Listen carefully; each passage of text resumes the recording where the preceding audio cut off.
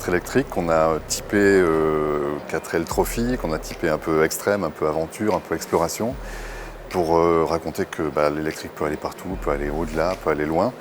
Et puis parce que le 4L Trophy dans les compétitions automobiles, c'est peut-être la plus étonnante, celle qui a aussi une vocation altruiste, qui a une mission au-delà de la compétition.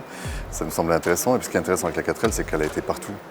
Elle a été commercialisée dans 100 pays, mais elle a été vue dans tous les pays du monde sans exception, je crois.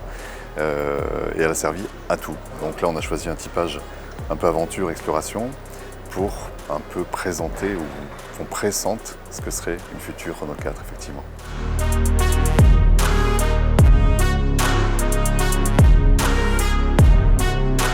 On explore aussi la gestion très esthétique de pièces comme celle-ci. Sur un SUV ou un véhicule type SUV, il y a des pièces noires un peu rapportées partout, qui sont travaillées bien sûr en design, mais qu'on pourrait amener beaucoup plus loin en termes de forme, en termes de ce que ça raconte, ce que ça évoque. Donc là, évidemment, encore une fois, c'est extrême en termes de dimension ou de sculpture, mais le côté flottant, efficient et quand même saillant, protecteur, jusqu'où on peut pousser le trait, jusqu'où on peut renforcer l'effet. Alors évidemment, c'est facile sur un objet comme celui-ci, mais en production, ça va nous être utile pour voir jusqu'où on peut activer des choses étonnantes dans ces endroits-là de la voiture. On utilise, dans des versions, encore une fois, moins caricaturales que cet objet, ces éléments-là pour travailler les proportions de l'objet. Donc ça renforce, ça allège, ça peut affiner, ça peut rendre plus solide, plus costaud, selon comment on l'utilise, en proportion et en dessin, en sculpture.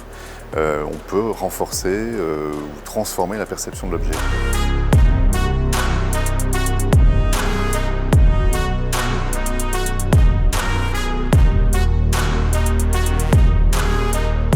L'idée, c'est pas de copier et coller strictement ou de calquer strictement les éléments de la voiture historique, mais c'est de retrouver l'effet, l'esprit. Donc cet élément-là, par exemple, qui est reconnaissable, le logo et les phares ronds, ça a été transformé, c'est un petit peu plus rectangulaire, il y a même une inflexion dedans pour donner plus de caractère. Les ronds sont tronqués, parce que des ronds entiers, la voiture a l'air un peu trop étonnée, d'une certaine manière. Et quand on les tronque, elle a un caractère un peu plus affirmé. Donc on s'autorise même à transformer certains éléments reconnaissables pourtant de la voiture historique pour changer un peu le caractère ou affûter le caractère en quelque sorte de la voiture. Mais on reconnaît quand même au premier coup d'œil. Et puis la couleur, une voiture un peu sportive comme celle-ci, on s'attendrait à du jaune ou du rouge ou du bleu très basique. Et on s'autorise à aller chercher des couleurs assez inattendues pour rafraîchir un peu le sujet justement. Alors oui, même principe, l'arrière, les feux arrière d'une Renault 4, c'est une grande forme de gélule avec 3 ronds dedans.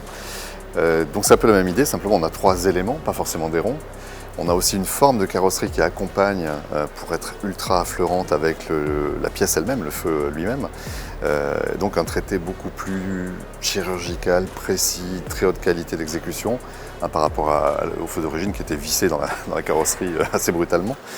Et c'est comme ça qu'on transforme, qu'on n'est pas rétro-futuriste dans le sens vintage du terme, mais qu'on modernise énormément le design, l'esthétique de la voiture, tout en respectant des éléments reconnaissables au premier coup d'œil. Ce qu'on s'autorise à faire, c'est revoir un peu les proportions générales des différents éléments de la voiture. À l'époque, on avait des cabines très hautes. Aujourd'hui, la tendance, c'est plutôt des vitrages plus serrés.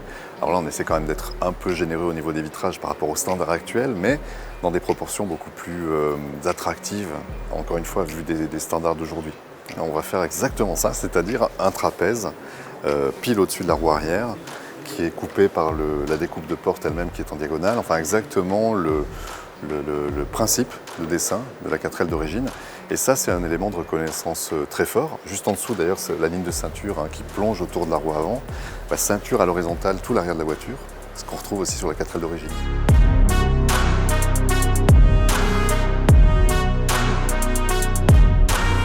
Oui, tout à fait. Il y a des petits détails qui raccordent en fait comme une petite famille, un petit couple quelque part, donc des petits éléments comme ça de reconnaissance qu'on va retrouver dans certains détails de la voiture. Alors certains qu'on voit sur ce chocar aujourd'hui, d'autres qu'on ne connaît pas encore, mais qu'on découvrira dans quelques temps. Merci.